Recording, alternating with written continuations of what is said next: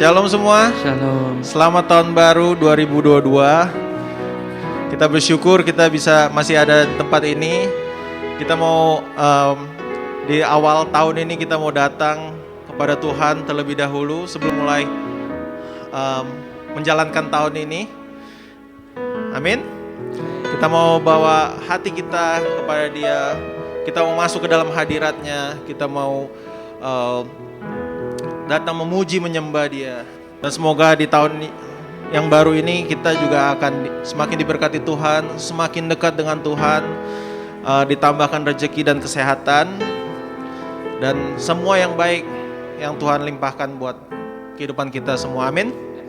Amin. Mari saya undang teman-teman untuk bangkit berdiri. Kita mau masuk ke dalam hadirat Tuhan lebih lagi. Kita mau memuji menyembah Dia. Mari kita pejamkan mata kita.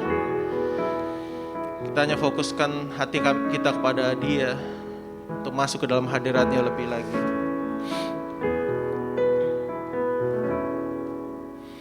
Tuhan hadir di bait kudus saat umat mencari wajah-Nya, berseru, berdoa, bersujud menyembah dan menikmati kehadiran-Nya. Tuhan mau dekat dengan umat-Nya yang datang dengan segenap hatinya, berseru, berdoa, bersujud menyembah dan menikmati kehadiran-Nya. Hadirat-Mu memenuhiku, hadirat kudus-Mu penuhi bait-Mu, dan ku tersungkur menyembah-Mu. Yang ku nampak hanya kemuliaan-Mu. Haleluya. Tuhan hadir. Tuhan hadir di bait kudus-Nya saat umat mencari wajah-Nya, berseru, berdoa, bersujud menyembah dan menikmati kehadiran-Nya. Tuhan mau dekat dengan umat-Nya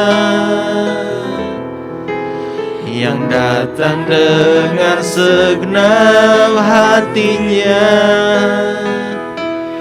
berseru, berdoa, bersujud menyembah dan menikmati kehadiran-Nya. Hadirat-Mu memenuhiku, hadirat kudus-Mu penuhi bait-Mu, dan ku tersungkur menyembah-Mu. Yang ku nampak hanya kemuliaan-Mu. Hadirat-Mu memenuhiku, hadirat kudus-Mu penuhi bait-Mu, dan ku tersungkur menyembah-Mu. Yang ku nampak hanya kemuliaan-Mu. hadiratmu memenuhiku,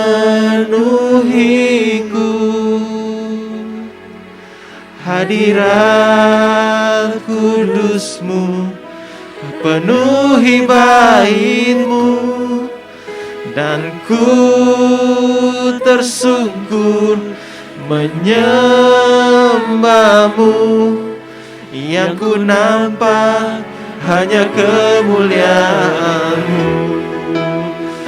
Hadiratmu memenuhiku,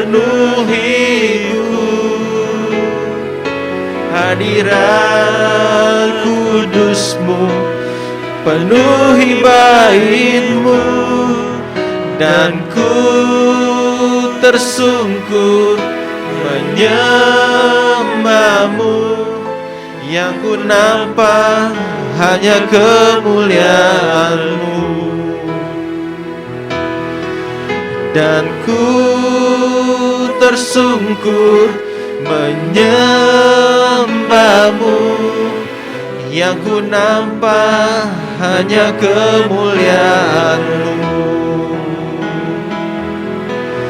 dan ku tersungkur menyembahmu, yang ku nampak hanya kemuliaanmu.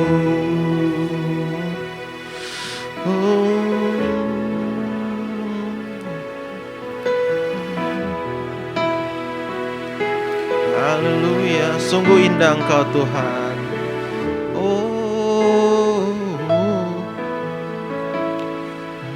Engkau Allah yang indah Bapa.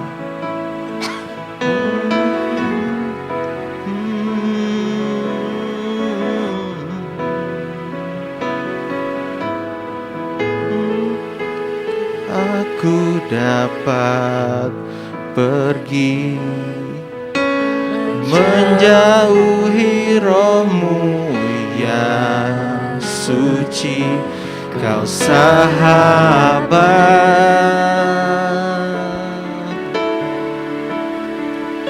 dan Kau dekat.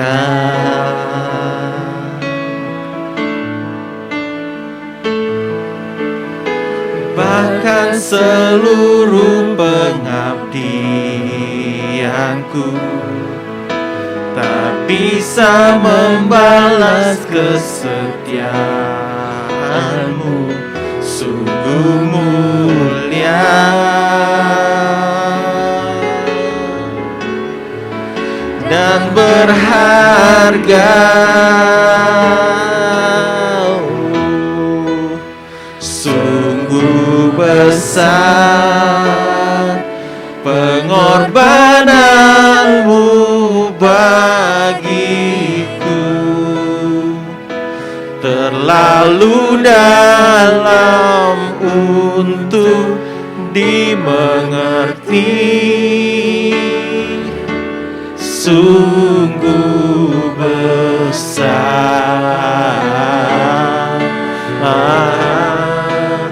sungguh indah yang Kau pikirkan tentangku,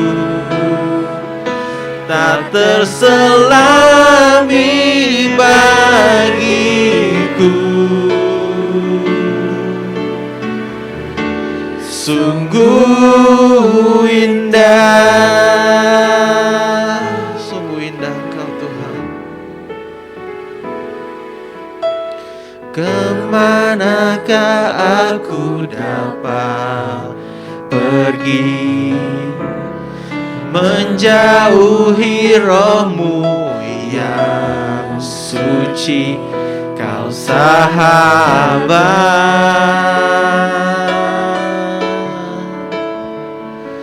dan Kau dekat.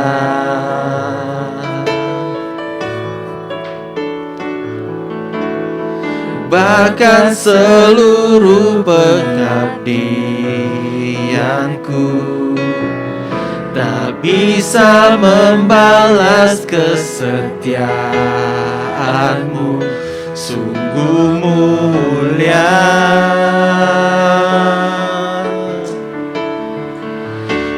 yang berharga. Sungguh besar pengorbananmu bagiku, terlalu dalam untuk dimengerti. Sungguh besar, sungguh indah yang kau pikirkan tentangku,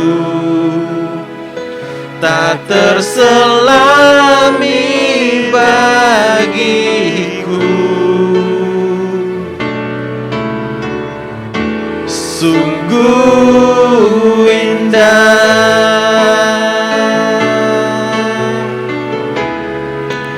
sungguh besar pengorbananmu bagiku.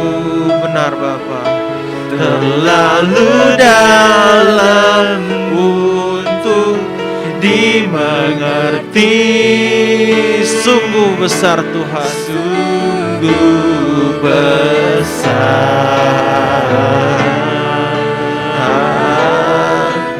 sungguh indah yang kau pikirkan tentangku,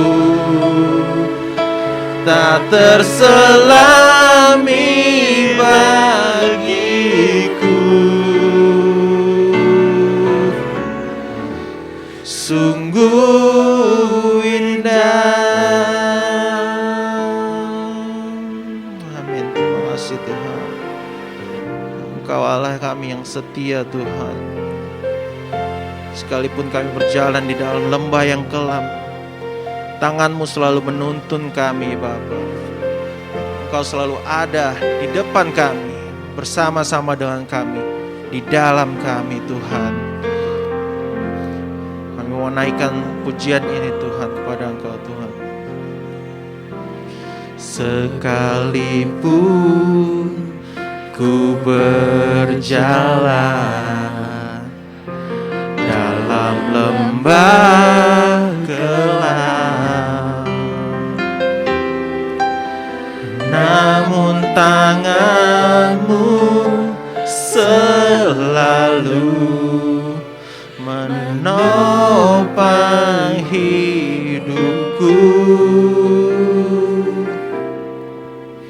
Saat ku dalam ketakutan, Kau hadir di sisiku. Kau berkata, jangan takut, Kau beriku kemenangan.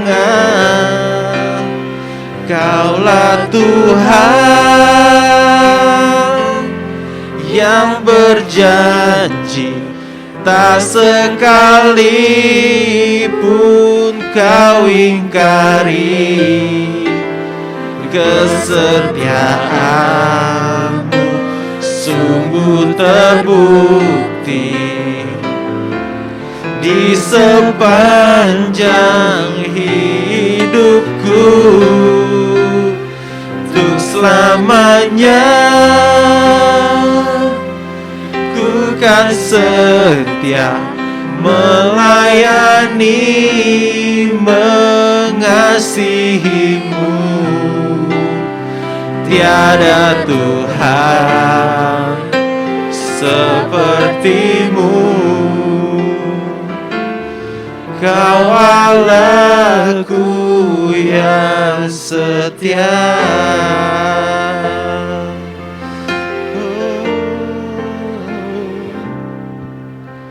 Sekalipun ku berjalan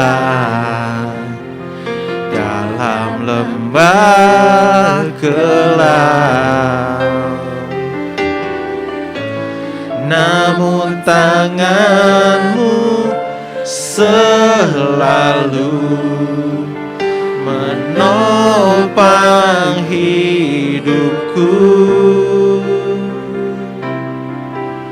Saat ku dalam ketakutan, Engkau hadir di sisi kami Tuhan. Di sisiku, Engkau berkata jangan takut. Engkau berkata jangan takut. Kau beriku kemenangan. Kaulah Tuhan yang berjanji, tak sekalipun Kau ingkari. Kesetiaan-Mu sungguh terbukti di sepanjang hidupku. Untuk selamanya ku kan setia melayani, mengasihi-Mu. Tiada Tuhan seperti-Mu. Kau Allahku yang setia. Sekali kita katakan, Kaulah Tuhan yang berjanji, tak sekalipun Kau ingkari. Kesetiaan-Mu sungguh terbukti di sepanjang hidupku.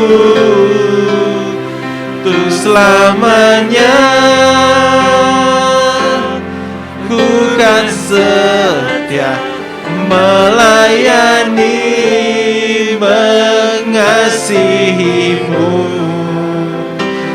Tiada Tuhan seperti-Mu, Yesus.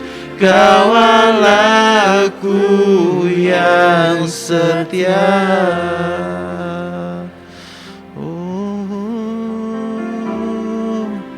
Mari kita sembah Dia. Di awal tahun ini Bapa, kami mau serahkan hidup kami ke dalam tangan-Mu Tuhan. Kami mau bawa hati kami, persembahan kami, hati kami, pikiran kami, semuanya kami mau serahkan kepada Engkau terlebih dahulu Bapa. Biar Engkau yang memimpin tahun ini, Engkau yang mendahului kami Tuhan, Engkau yang membukakan jalan bagi kami Tuhan. Apapun yang kami lakukan Tuhan, pekerjaan, usaha, Engkau yang membuat berhasil Bapa. Kami mau serahkan semua ke dalam tangan-Mu. Kami mau bawa ke dalam ke bawah kaki-Mu Tuhan. Biar Engkau yang memimpinkan hidup kami Tuhan. Segenap keluarga kami serahkan ke dalam tangan-Mu Tuhan. Kesehatan mereka, keluarga kami yang ada di Indonesia pun kami serahkan, kami bawa kepada Engkau ya Bapa. Engkau yang melindungi, Engkau yang memimpin kami Bapa.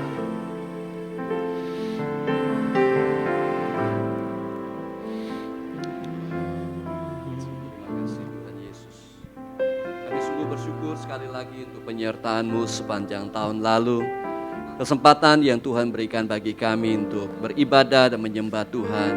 Di awal tahun ini Tuhan, kami menghargai Engkau, kami mengasihi Engkau ya Tuhan.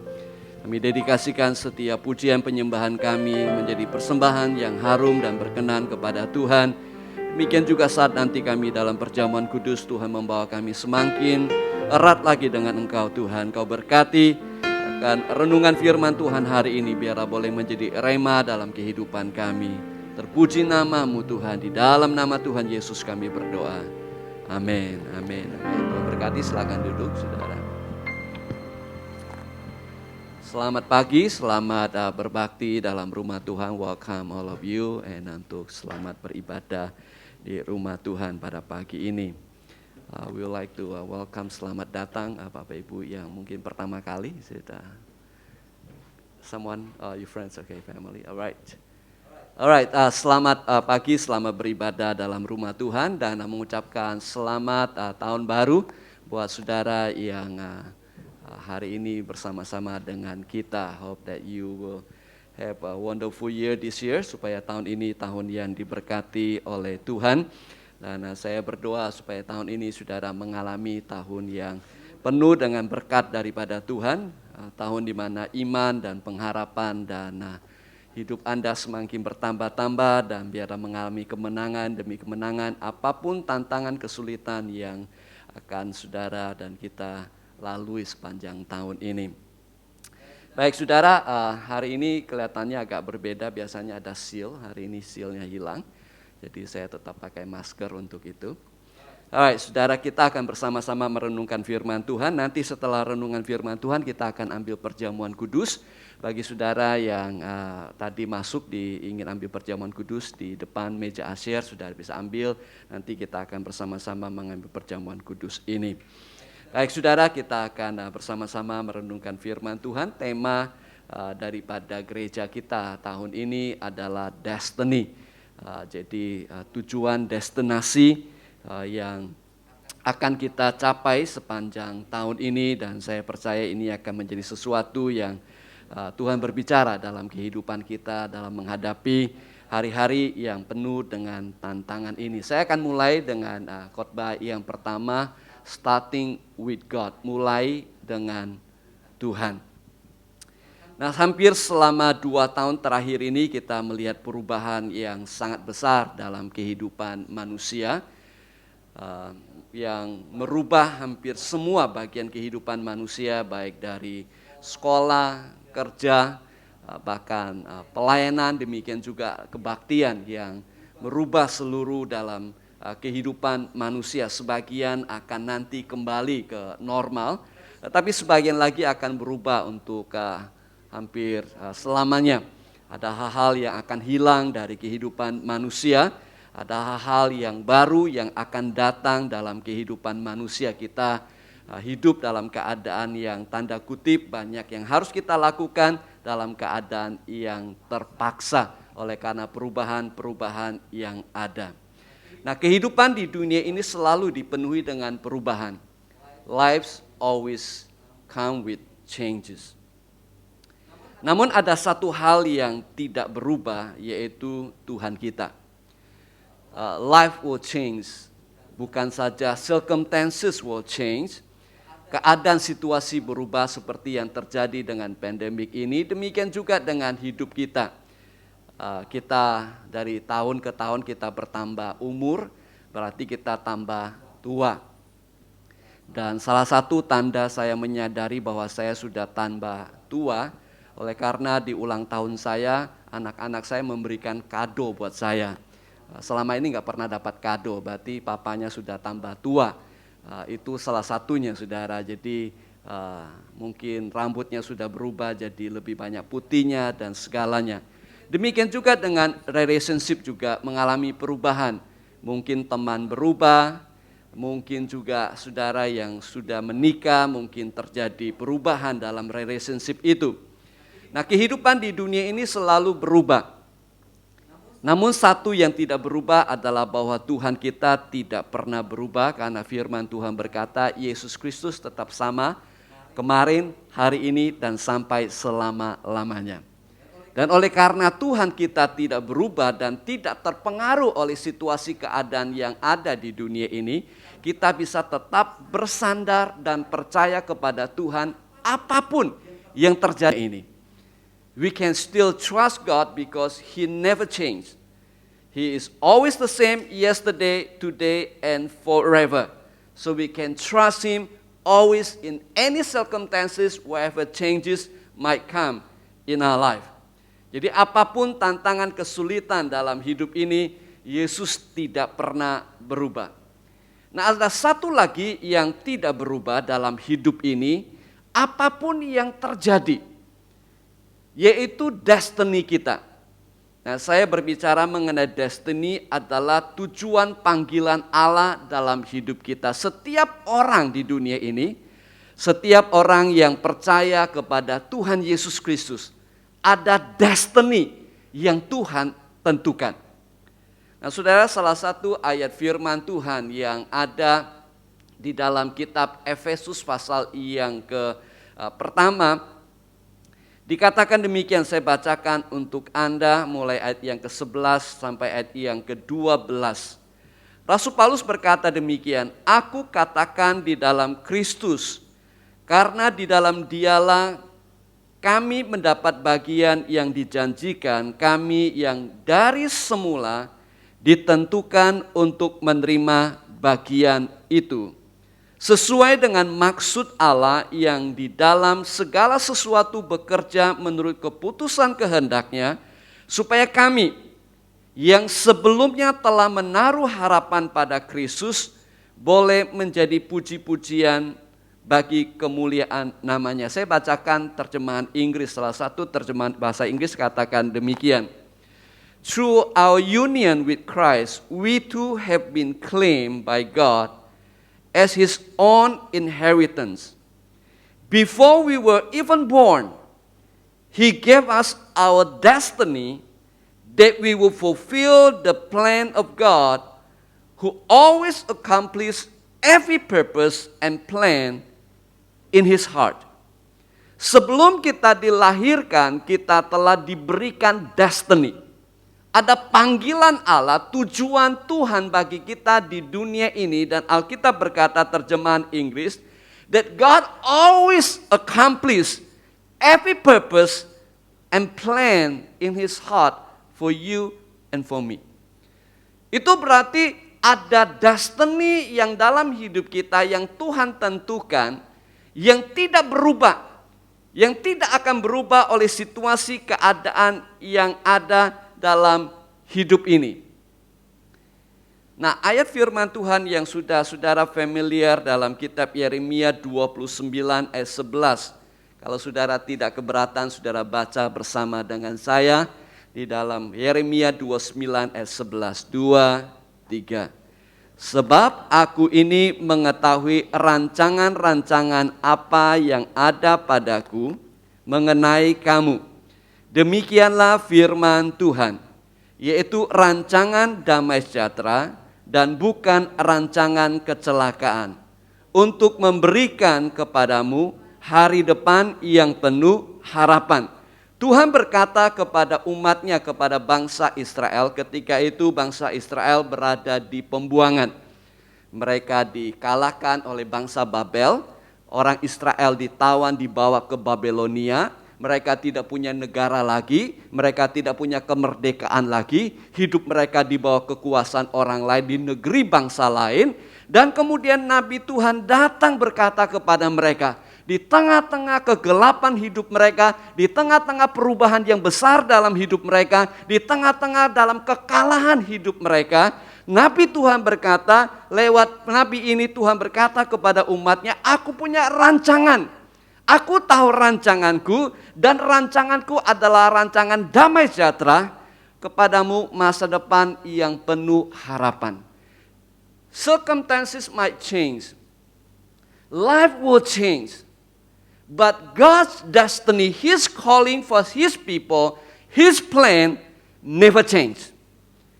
Itu sebabnya bagi kita tahun ini merupakan sesuatu yang Tuhan taruh dalam hati saya untuk share kepada saudara, sesuatu yang sangat penting ini sekalipun penuh dengan tantangan. Roma 8 ayat 28. Mari kita baca sama-sama. 2, 3. "Kita tahu sekarang bahwa Allah turut bekerja dalam segala sesuatu untuk mendatangkan kebaikan bagi mereka yang mengasihi Dia, yaitu bagi mereka yang terpanggil sesuai dengan rencana Allah." Kalimat terakhir yaitu sama-sama 2, 3. Yaitu bagi mereka yang terpanggil sesuai dengan rencana Allah. Jadi bagi saudara dan saya, kita tidak perlu takut dan khawatir dalam menghadapi perubahan yang ada, karena kita terpanggil sesuai dengan rencana Allah. Karena Tuhan sudah menentukan destiny bagi kehidupan kita, maka Allah akan turut bekerja dalam segala sesuatu, bahkan dalam keadaan apapun yang terjadi, perubahan apapun yang terjadi, pasti mendatangkan kebaikan bagi kita.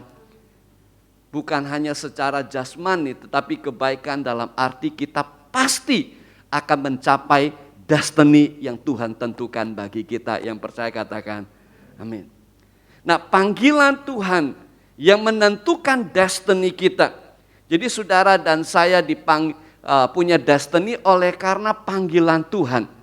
Tuhan yang memanggil saudara dan saya. Tuhanlah yang menentukan destiny saudara dan saya. Itu sebabnya saudara, dalam kehidupan kita saat kita berjalan menuju panggilan Tuhan dalam kehidupan kita, kita percaya bahwa Allah akan selalu bekerja untuk mendatangkan kebaikan bagi kita. Nah, hal ini berarti saudara, bagi saudara dan saya, tujuannya saudara, panggilan Tuhan bukan membuat kita menjadi hebat, terkenal, dan berhasil. Bukan saudara, itu bisa terjadi. Tidak berarti kita harus menjadi miskin, gagal, dan segalanya. Tetapi bukan itu yang paling utama. Yang paling utama adalah supaya saudara dan saya menjadi berkat bagi orang lain dan membawa kemuliaan bagi nama Tuhan. Itu destiny kita semua. Seperti yang terjadi kepada Yusuf. Saudara masih ingat kisah mengenai Yusuf? Ketika dia menjadi Perdana Menteri di Mesir, penguasa di Mesir, dia mendapatkan kekuasaan yang besar. Dan ketika saudara-saudaranya datang untuk membeli makanan dari dia, oleh karena terjadi kelaparan di mana-mana, dan kemudian mereka menghadap Yusuf, dan ternyata Yusuf telah menjadi seorang Perdana Menteri, seorang penguasa di Mesir, yang bisa menentukan hidup dan mati saudara-saudaranya itu. Dalam keadaan ketakutan, kemudian Yusuf menyadari keadaan saudara-saudara yang ketakutan, dia berkata demikian kepada mereka, saudara perhatikan baik-baik. Tetapi sekarang, janganlah bersusah hati dan janganlah menyesali diri. Karena kamu menjual aku ke sini. Kalimat berikutnya baca sama-sama 2, 3. Sebab untuk memelihara kehidupanlah Allah menyuruh aku mendahului kamu. Sekali lagi sama-sama 2, 3. Sebab untuk memelihara kehidupanlah Allah menyuruh aku mendahului. Jadi Yusuf menyadari tujuan destinasi yang Allah ada dalam hidupnya bukan untuk sekedar menjadi Perdana Menteri. Bukan sekedar untuk menjadi penguasa, itu hanya merupakan alat saja. Tetapi tujuan destiny yang Tuhan tentukan bagi Yusuf adalah untuk memelihara kehidupan saudara-saudaranya, bahkan bangsanya, bahkan juga seluruh dunia. Karena terjadi kelaparan yang besar di seluruh dunia selama 7 tahun. Kalau bukan karena Yusuf, akan terjadi suatu kepunahan bagi banyak bangsa, terutama bangsa Israel yang telah Tuhan tentukan untuk menjadi berkat bagi bangsa-bangsa. Nah, saudara yang kekasih dalam Tuhan, ini yang terjadi dan bukan karena untuk sekedar menjadi Perdana Menteri, tetapi untuk supaya menjadi berkat bagi banyak orang. Demikian juga saudara dan saya. Posisi, kekayaan, ketenaran, apapun yang ada dalam hidup kita itu bukan destiny Tuhan. Destiny Tuhan buat saudara dan saya adalah untuk menjadi berkat dan membawa kemuliaan bagi nama Tuhan apapun, dimanapun, keadaan apapun dalam hidup kita. Nah, untuk mencapai destiny kita, saudara, itu adalah bahwa arah tujuan jalan hidup kita menentukan tempat perhentian. Let me try to explain to you, saudara. Pilihan dalam kehidupan kita, keputusan yang kita ambil sehari-hari dalam hidup kita, itu bisa menentukan di mana kita end up, destinasi kita. Kemungkinan besar tujuan Tuhan adalah mungkin di bagian tertentu, Tetapi mungkin karena keputusan orang yang salah, sikap hati yang salah, menyebabkan mereka harus naik turun, menyebabkan mereka harus banyak detour, menyebabkan mereka harus mengalami permasalahan, tantangan yang sesungguhnya tidak perlu terjadi. Contoh yang ada di dalam Alkitab kembali mengenai Yusuf. Nah, kita semua sudah familiar dengan Yusuf. Tapi kalau saudara pelajari mengenai Yusuf, meskipun Yusuf kelihatan orang yang luar biasa, tetapi dia bukan orang yang sempurna. Yusuf banyak kelemahan dan kekurangan. Tercatat dalam kitab Kejadian pasal 37.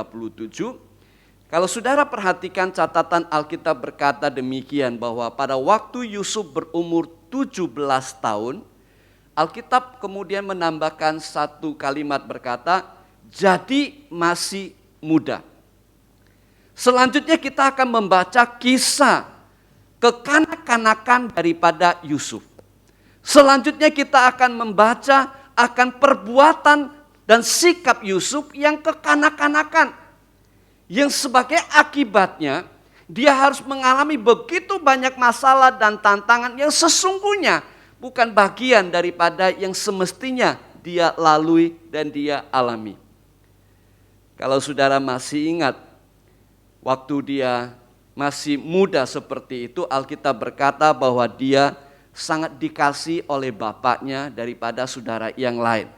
Dengan kata lain, Yakub, bapaknya sendiri, ayahnya, pilih kasih. Dia ada alasannya, tetapi oleh karena pilih kasihnya itu, dia diberikan satu jubah yang Alkitab berkata maha indah. Sesuatu yang lebih daripada saudara yang lain, itu membuat kakak-kakaknya, saudaranya diiri hati. Wah, tentu saja itu bukan salahnya Yusuf. Tapi yang menjadi salahnya Yusuf adalah bahwa Yusuf mendapat perhatian, mendapat kasih dan privilege yang lebih daripada saudara yang lain. Dan dia manfaatkan itu sebagai kesempatan untuk menjelek-jelekkan saudara-saudaranya. Alkitab berkata bahwa Yusuf itu membawa kabar tentang kejahatan kakak-kakaknya kepada ayahnya. Dengan kata lain dia komplain. Dengan kata lain saudara dia rumor. Dengan kata lain dia membawakan kabar-kabar yang tidak baik tentang saudaranya. Bukannya dia menyelesaikan dengan saudaranya, tetapi dia lapor sama bapaknya supaya dia dapat perhatian lebih lagi. Supaya bapaknya lebih mengasihi dia lagi. Supaya dia mendapatkan privilege yang lebih banyak lagi. Itu sikap yang tidak baik. Sikap yang tidak dewasa. Kemudian saudara dia... Alkitab mencatat dia suatu hari mendapat mimpi dan dia dalam mimpinya dia menceritakan kepada saudara-saudaranya. Setelah saudara-saudara mendengar mimpi itu, dia menjadi saudara-saudaranya menjadi sangat iri dan bahkan sangat marah. Kenapa? Karena mereka berkata, kamu mau jadi raja atas kami, kamu mau jadi penguasa atas kami, kamu yang paling muda, siapa lagi kamu? Nah, saudara yang kekasih dalam Tuhan, kalau kita dapat mimpi, dapat impian, dapat visi daripada Tuhan, tidak harus selalu kita ceritakan pada orang lain. Karena mungkin orang lain tidak mengerti, atau juga mungkin orang lain salah paham, atau mungkin orang lain menjadi iri kepada kita. Tetapi karena Yusuf masih muda, menggebu-gebu sesuatu yang mungkin dia lihat itu rencana Allah bagi dalam hidupnya, dia ceritakan. Mungkin bukan karena ingin ceritakan visi daripada Tuhan, tapi menjadi suatu kebanggaan, kesombongan dalam hatinya. Alkitab berkata saudara-saudaranya tambah benci terhadap dia. Kemudian saudara, suatu hari ayahnya utus dia untuk pergi mencari saudara-saudaranya yang sedang mengembalakan domba di tempat yang lain. Yusuf pergi, tetapi yang sangat menarik dari laporan Alkitab adalah dia pergi dan kemudian Alkitab berkata dia berjalan ke sana kemari di padang. He was supposed to look for his brothers, so he went. But the Bible reports that he was wandering around in the fields. Kalau kita cari orang, kita itu pergi cari orang, mungkin kita tanya. Bahkan Alkitab melaporkan ada seorang lelaki yang lihat dia mondar-mandir. Dia tanya, kamu cari apa? Yusuf baru bilang, oh aku cari saudara-saudaraku. Dan kemudian orang itu berkata, mereka pergi ke sana, ayo saya anterin, dianterin saudara. Semestinya kalau saya mendapat tugas untuk mencari saudara-saudara saya, kalau saya lihat ada orang lain saya tanya, tetapi dia yang ditanya oleh orang lain. Ini membuktikan bahwa sikap daripada Yusuf ini adalah sikap yang sangat tidak dewasa. Dan kemudian waktu diantar ke sana, Alkitab memberikan laporan yang sangat luar biasa. Alkitab berkata kepada kita bahwa pada waktu dia masih kejauhan, dia masih jauh saudara, dari jauh, telah kelihatan kepada mereka, kepada saudara-saudaranya melihat. Tetapi sebelum ia mendekat pada mereka, mereka telah bermufakat untuk mencari daya upaya untuk membunuhnya. Ini bagaimana mereka bisa tahu kalau itu Yusuf dari kejauhan? Padahal Yusuf belum tahu itu saudara-saudara mereka, saudaranya dia. Wah, tentu saja kita menyadari bahwa dia melakukan sesuatu yang tidak semestinya dia lakukan. Jubah yang maha indah itu, yang diberikan oleh ayahnya, kemungkinan besar sedang dipakai oleh Yusuf untuk menemui saudara-saudaranya. Itu sebabnya ayat berikutnya saudara perhatikan. Alkitab berkata kepada kita, begitu mereka sampai, baru saja Yusuf sampai kepada saudara-saudaranya, apa yang mereka lakukan? Mereka menanggalkan jubah Yusuf, jubah maha indah yang dipakainya itu.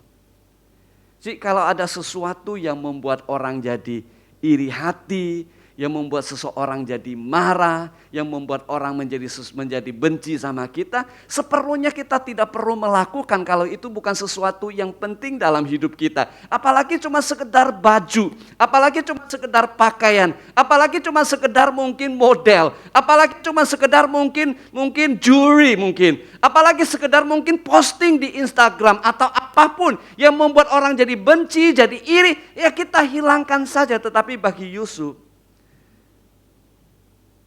tidak menjadi kompromi buat dia. Kenapa? Karena sikap dan sifatnya yang sangat kekanak-kanakan. Sekali lagi saudara, Yusuf bukan orang yang sempurna. Dia bukan orang yang tidak pernah melakukan kesalahan, tapi justru sebaliknya. Di awal kehidupannya menunjukkan sikap yang sombong dan semaunya sendiri. Sebagai akibatnya, dia harus menanggung konsekuensi sikap dan perbuatan daripada saudara-saudaranya. Hampir saja dia dibunuh oleh saudara-saudaranya sendiri. Apabila dia dibunuh oleh saudara-saudaranya sendiri, dia tidak bisa menggenapi, mencapai destiny yang Tuhan tentukan bagi dia. Tapi puji Tuhan, saya percaya Tuhan campur tangan, oleh karena apapun sikap yang ada dalam hidupnya tidak akan merubah destiny yang Allah tentukan bagi dia, dan Tuhan akan bekerja sedemikian rupa sehingga dia bisa mencapai destiny-nya.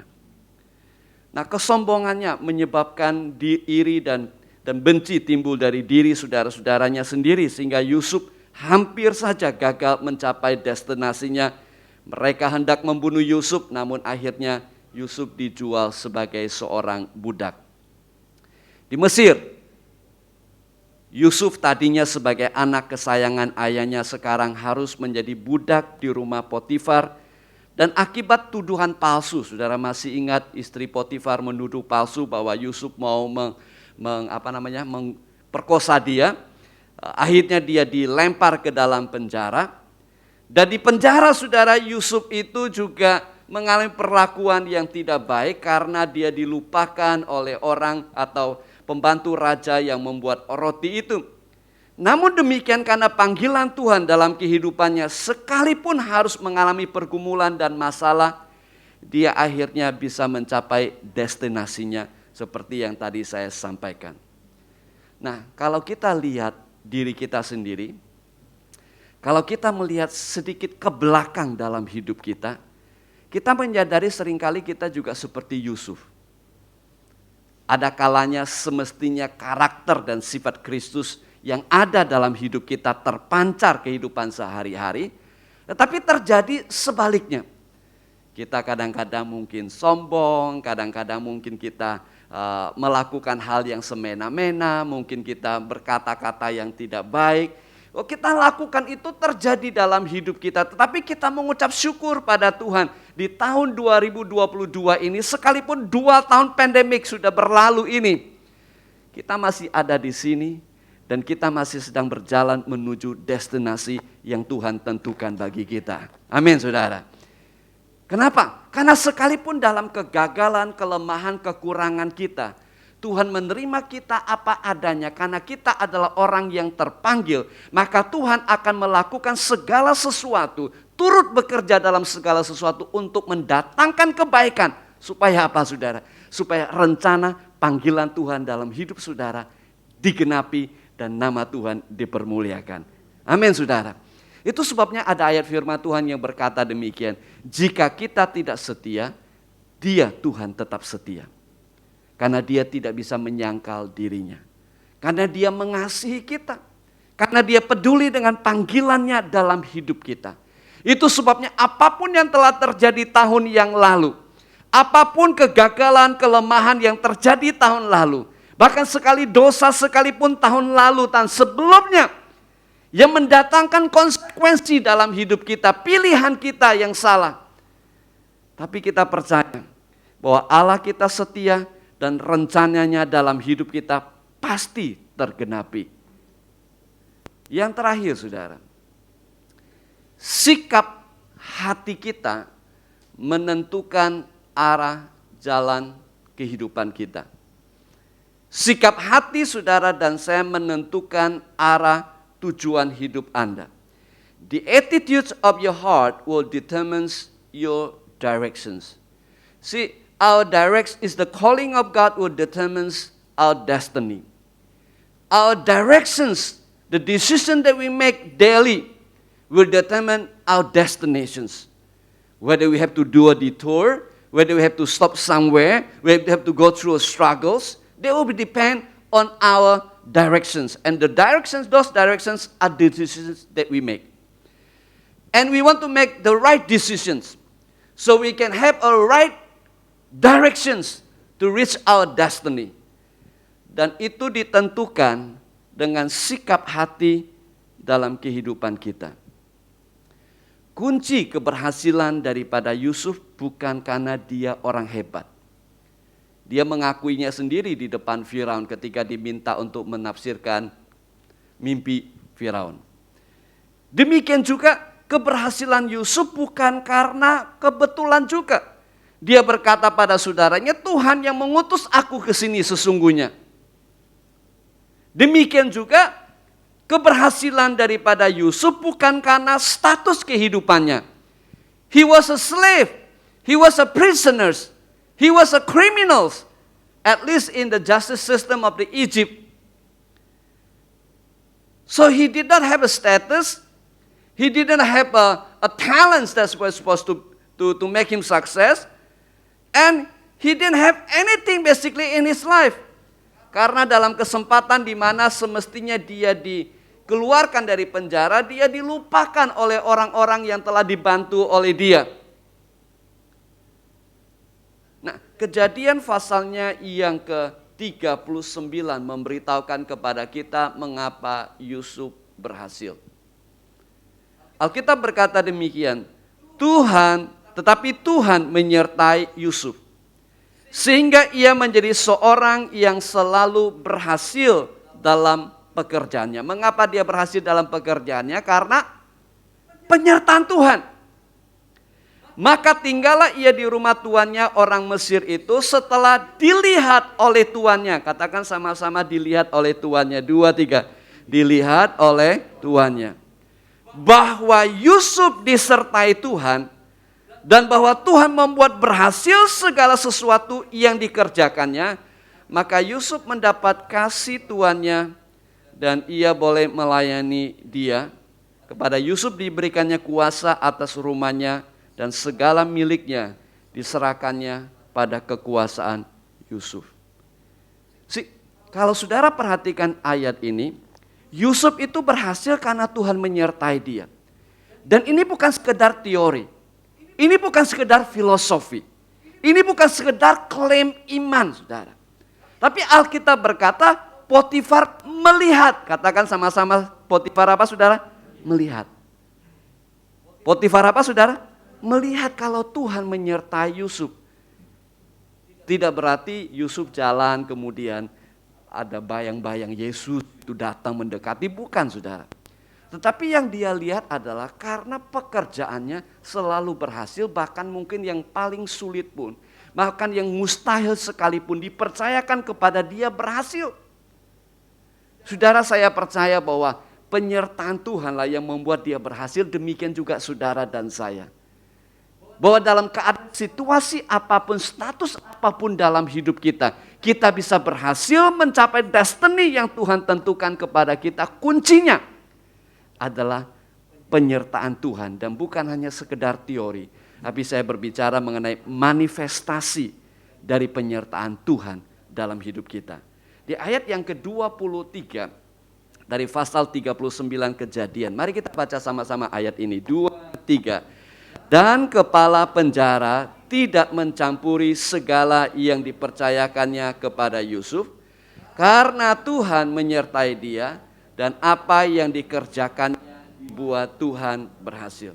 Jadi yang membuat dia berhasil di rumah Potifar, yang membuat dia berhasil di penjara sekalipun adalah karena penyertaan Tuhan. Penyertaan Tuhan ini saudara tidak sekedar teori seperti yang saya katakan tadi, tapi merupakan manifestasi. Orang bisa lihat, wah ini orang disertai Tuhan. Wah orang ini diberkati Tuhan. Wah orang ini ada kuasa Tuhan dalam hidupnya. Wah ini ada backupnya Tuhan luar biasa. Dan ini ternyata dibicarakan oleh Tuhan Yesus juga saudara. Di Yohanes 14 ayat 21, saudara perhatikan ayat ini. Saya bacakan untuk saudara. Barang siapa memegang perintahku dan melakukannya, dialah yang mengasihi aku. Dan barang siapa mengasihi aku, ia akan dikasihi oleh Bapakku. Dan aku akan mengasihi dia. Dan kalimat berikutnya baca sama-sama dengan saya. 2, 3. Dan akan menyatakan diriku kepadanya. Sekali lagi. Dan akan menyatakan diriku kepadanya. Look at the English translation. Whoever has my commands and keeps them is the one who loves me. The one who loves me will be loved by my Father, and I too will love them and show myself to them. Kunci daripada hadirat Tuhan dalam kehidupan kita adalah hati yang mau taat pada Tuhan. Yesus berkata, kalau engkau taat pada firman-Ku, itu menandakan engkau mengasihi aku akan mengasihi engkau, dan aku akan menunjukkan, menyatakan, istilah yang dipakai di Alkitab, menyatakan diriku kepadanya. It means that Jesus said that when you obey my command, then I will manifest my presence with you. I believe this is the key where Joseph becomes successful. It doesn't matter what changes might be, but he was very successful because God manifests His presence in his life. And Jesus said the key, kuncinya adalah hati yang mau taat kepada Tuhan. Dan saudara mungkin bertanya, oke, aku mau taat kepada Tuhan, tapi kadang-kadang sulit dalam pergumulan ini. Nah, saudara perhatikan perkataan Yesus di ayat berikutnya. Yohanes 14 ayatnya yang ke-23 saya bacakan kepada saudara. Jawab Yesus, jika seorang mengasihi aku, ia akan menuruti firman-Ku, dan Bapa-Ku akan mengasihi dia, dan kami akan datang kepadanya, dan diam bersama-sama dengan dia. Barang siapa tidak mengasihi aku, ia tidak menuruti firman-Ku, dan firman yang kamu dengar itu bukanlah daripadaku, melainkan dari Bapa yang mengutus aku. Dengarkan terjemahan bahasa Inggris. Anyone who loves me will obey my teaching. And my Father will love them, and we will come to them and make our home with them. Yesus berkata, aku akan menyatakan diriku dalam hidupmu apabila engkau taat kepadaku. Kemudian Yesus berkata, apabila engkau mengasihi aku, maka engkau akan taat kepadaku. Jadi kuncinya saudara, untuk supaya kita bisa taat kepada Tuhan adalah kita mengasihi Tuhan. The attitude of our heart that we love God will help us to be obedient. And our obedience is the key to the presence of God. And the presence of God is the key for the success to reach our destiny. Saya katakan sekali lagi saudara. Hati yang mengasihi Tuhan akan menolong kita memiliki hati yang taat pada Tuhan. Hati yang taat kepada Tuhan akan membawa manifestasi hadirat Tuhan dalam hidup kita. Dan hadirat Tuhanlah yang membuat kita bisa berhasil mencapai destiny yang Tuhan tentukan dalam hidup kita. Apapun tantangan kesulitan yang terjadi. Itu sebabnya kita harus memiliki hati yang mengasihi Tuhan. Dan biarlah di awal tahun ini, saudara dan saya yang ada di tempat ini, untuk kita melihat hati kita. Posisi hati kita. Dan kita minta Tuhan untuk Roh Kudus berkarya dalam hidup kita. Apa yang Tuhan sedang berbicara dalam hidup kita lewat firman Tuhan pagi ini. Yang menjadi kunci bagi kita adalah untuk kita mengasihi Tuhan senantiasa. We start with that. We start with God and loving God with all our heart, with all our strength, with all our might. Dan itulah yang akan membantu kita untuk belajar dan rindu selalu taat pada Tuhan. Dan apabila kita rindu dan taat pada Tuhan, maka kita akan mengalami manifestasi hadirat Tuhan dalam hidup kita. Nah, kita selidiki hati kita, saudara. Karena perubahan-perubahan yang terjadi seperti sekarang ini, bagi saudara, pagi ini saudara sudah menunjukkan saudara mengasihi Tuhan. Saudara selalu rindu untuk menyembah Tuhan. Mungkin juga di rumah, waktu kita online, saudara kebaktian tetap online. Tapi ada sebagian orang yang mengambil kesempatan ini untuk sekalian tidak kebaktian. Untuk sekalian tidak memberikan persembahan dan perpuluhan. Untuk sekalian tidak lagi melayani. Untuk sekalian tidak lagi mengasihi Tuhan, saudara. Itu kesempatan dan itu menunjukkan hati mereka. Dan buat saudara dan saya, biar apapun yang terjadi, kita selidiki hati kita. Apakah kita tetap mengasihi Tuhan dan taat kepada Tuhan, karena itu kunci untuk kita mengalami manifestasi hadirat Tuhan yang memampukan kita bisa berhasil untuk mencapai tujuan yang Tuhan tentukan bagi kita. Amin, saudara. Mari kita bangkit berdiri bersama-sama. Nyanyikan lagu ini sebagai doa kita kepada Tuhan. Apapun yang terjadi, perubahan apapun yang terjadi dalam hidup kita, kita bisa mencapai tujuan yang Tuhan tentukan bagi kita. Haleluya. Sekalipun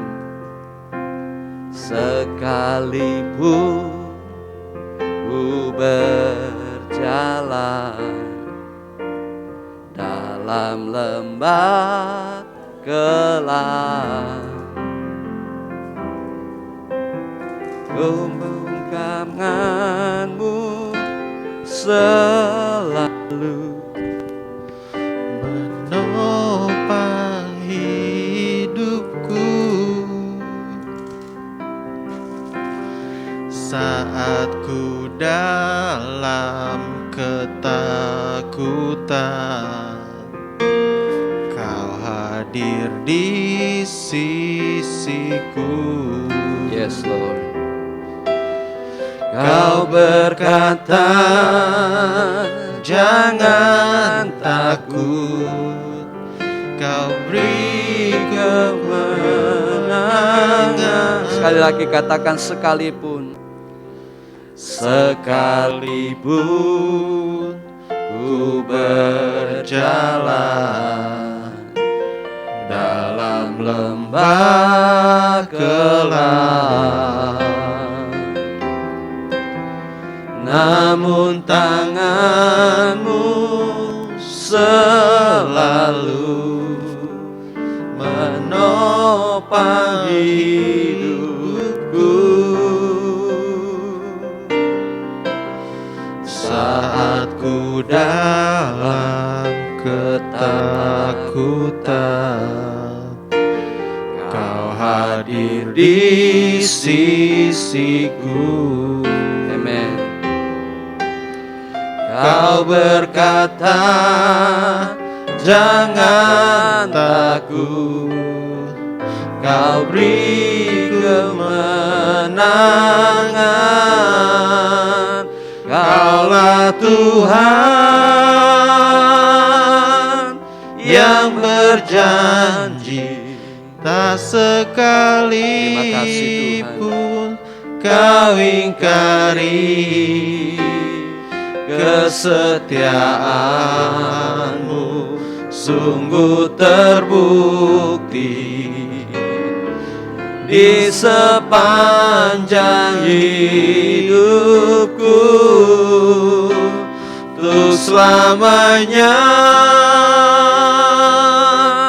ku kan setia melayani, mengasihi-Mu. Tiada Tuhan seperti-Mu, Yesus. Kau Allahku yang setia. Mari kita tundukkan kepala dalam sikap doa. Biar di awal tahun ini kita mengambil kesempatan untuk menyelidiki hati kita kembali. Apakah yang Tuhan ingin saudara dengar hari ini lewat firman-Nya? Jika Anda telah mengalami keputusasaan, kekecewaan, putus harapan, ingat, apapun yang terjadi, perubahan apapun yang terjadi, Allah turut bekerja dalam segala sesuatu untuk mendatangkan kebaikan. Buat saudara yang mengasihi Dia dan yang terpanggil sesuai rencananya. Tuhan punya rencana dalam hidup Anda. Rancangannya bukan rancangan kecelakaan, tetapi rancangan mendatangkan kebaikan, kebahagiaan, dan masa depan yang penuh pengharapan.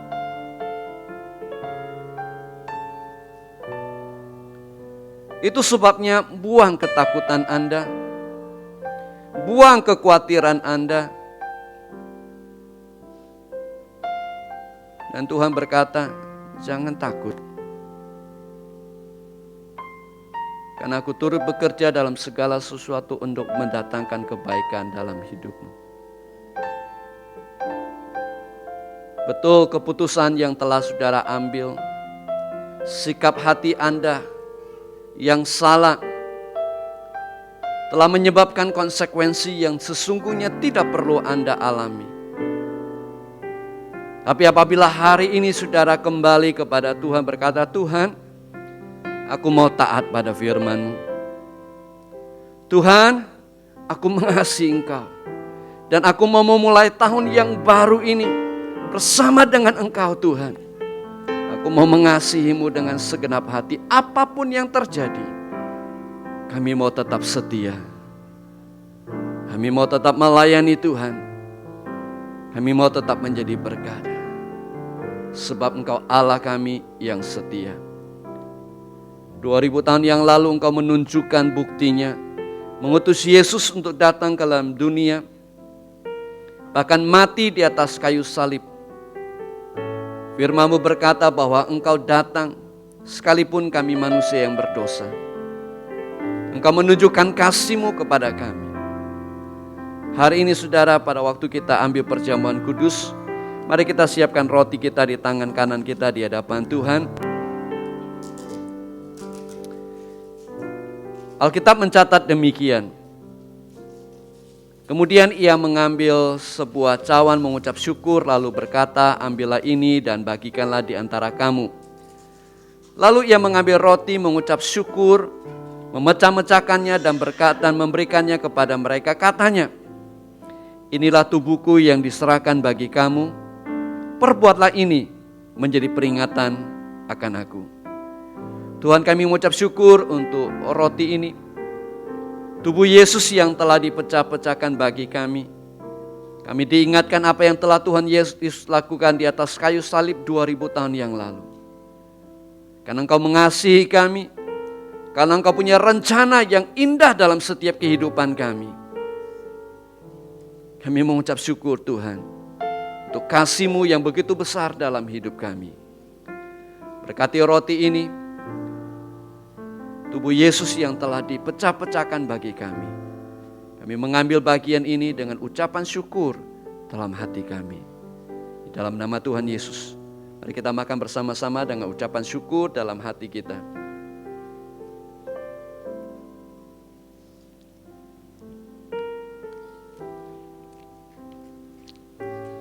Terima kasih Tuhan Yesus. Terima kasih Yesus. Mari kita angkat cawan di tangan kanan kita di hadapan Tuhan. Tuhan Yesus, kami mengucap syukur untuk anggur ini. Darah Yesus yang telah dicurahkan untuk pengampunan dosa kami. Apapun yang telah kami lalui, yang telah kami lakukan, kesalahan, kegagalan, dan dosa, telah disucikan oleh darah Yesus Kristus. Kami menerima pengampunan-Mu Tuhan. Darah Yesus yang telah menyucikan kami. Kami mengucap syukur apa yang telah Yesus lakukan 2000 tahun yang lalu.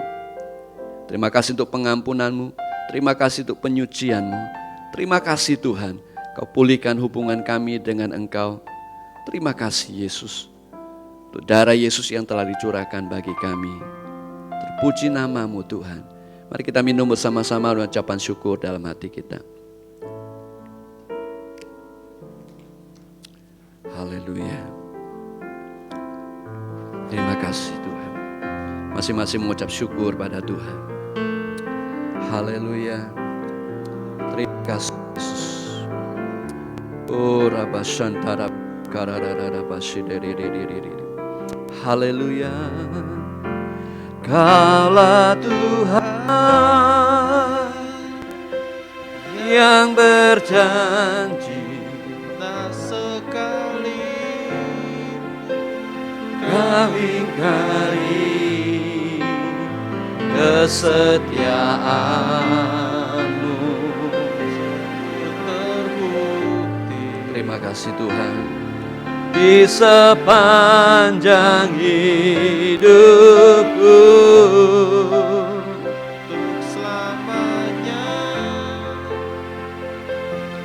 bukan setia melayani mengasihi-Mu.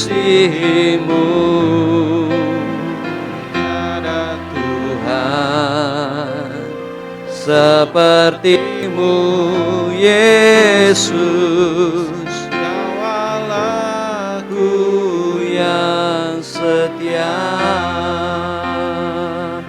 Terima kasih Tuhan, Engkau adalah Allah kami yang setia. Kami mengucap syukur untuk rancangan-rancangan-Mu dalam hidup kami. Bukan rancangan kecelakaan, tapi masa depan yang penuh harapan. Kami mengucap syukur sebab Engkau turut bekerja dalam segala sesuatu untuk mendatangkan kebaikan dalam hidup kami. Kami mengucap syukur karena Engkau Allah yang setia. Apapun perubahan yang terjadi dalam hidup ini, kami tetap bisa bersandar kepada Tuhan, karena Yesus Kristus tetap sama, kemarin, hari ini, dan sampai selama-lamanya. And we thank you God. Berkati umat-Mu Tuhan. Berkati mereka dengan berkat yang lebih besar lagi tahun yang baru ini. Apa yang tidak pernah dipikirkan, apa yang tidak pernah terbayangkan, Engkau lakukan bagi umat-Mu Tuhan, melebihi yang mereka expect, melebihi yang mereka rindukan, melebihi yang mereka doakan Tuhan. Itu sebabnya bukakan tingkap-tingkap langit. Berkati mereka dengan berkat rohani dan jasmani dengan berlimpah-limpah. Yang lemah hari ini Tuhan berikan kekuatan yang baru. Yang dalam pergumulan Tuhan berikan jalan keluar. Yang sakit oleh bilur-bilur Yesus kesembuhan terjadi. Lindungi umat-Mu, jauhkan mereka daripada segala yang jahat. Gagalkan niat jahat manusia, gagalkan rencana iblis. Tapi tegakkan kerajaan-Mu, jadi kehendak Tuhan yang sempurna dalam hidup umat-Mu. Setiap umat-Mu akan mencapai destinasi yang telah Tuhan tentukan dalam hidup mereka. Tuhan buat umat-Mu berhasil. Manifestasikan hadirat-Mu dalam kehidupan umat-Mu. Dalam rumah tangga, dalam pekerjaan, usaha, studi, bahkan pelayanan. Tuhan membuat umat-Mu berhasil. Hardik belalang pelahap dari kehidupan mereka. Hardik belalang pelahap yang coba untuk melahap akan ekonomi mereka, keuangan, kesehatan, damai sejahtera, kesejahteraan, kebahagiaan. Kami hardik di dalam nama Tuhan Yesus. Biar engkau mengalami kelimpahan secara rohani, jasmani, bahkan jiwani. Umat yang dikasihi Tuhan, angkat kedua tangan saudara, terimalah berkat daripada Tuhan. Kasih dari Bapa Surgawi, karunia daripada Tuhan kita Yesus Kristus, persekutuan, penghiburan, dan pengurapan Roh Kudus menyertai setiap saudara, mulai sekarang ini sampai selama-lamanya, di dalam nama Tuhan Yesus Kristus. Yang percaya katakan, amin. Amin. Tuhan berkati saudara, selamat hari Minggu. Happy New Year to all of you. God bless you all.